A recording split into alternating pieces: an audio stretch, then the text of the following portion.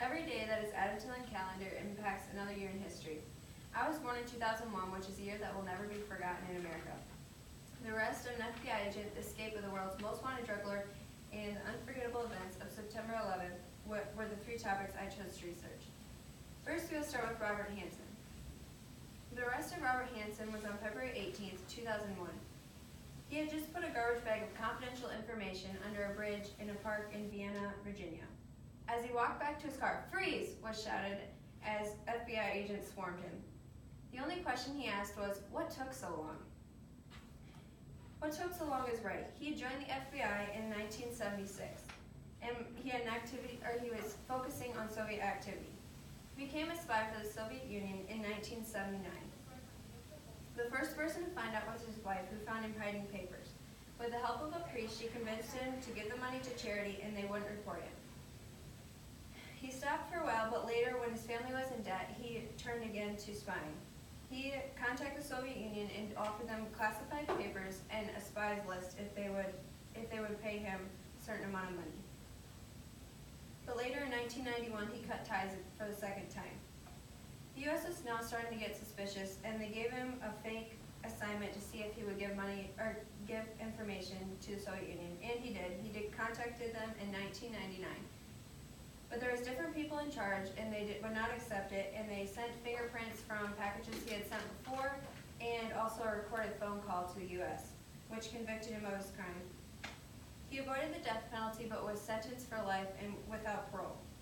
I found this all in Timeline, it was written by Alan McDuffie and is on Timeline.com. Next, we'll move on to the world's most wanted drug lord.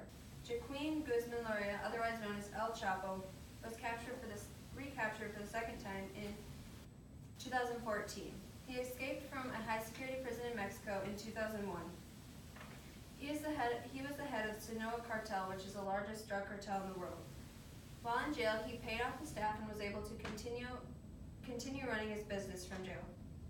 He escaped in January of 2001 in a laundry cart and went and hid in the Sonoma Mountains, where he continued to grow his drug empire.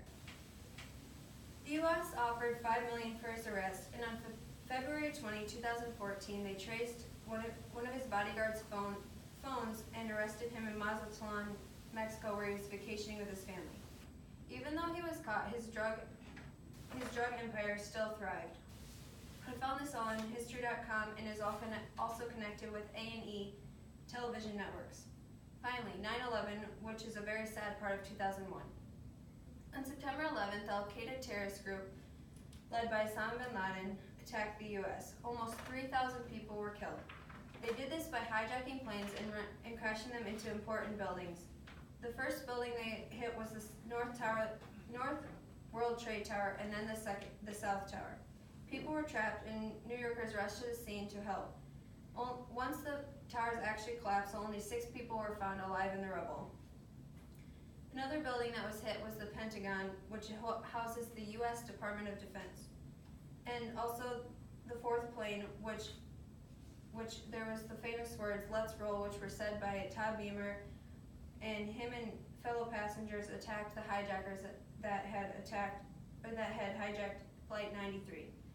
Some possibilities of where this plane were headed was the White House, the Capitol, and the nuclear power plant. I found all this on 9/11 attacks on History.com. 9/11 made a year like 2001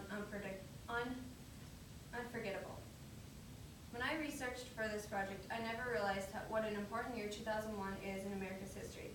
There were traitors and people who didn't care what happened to others.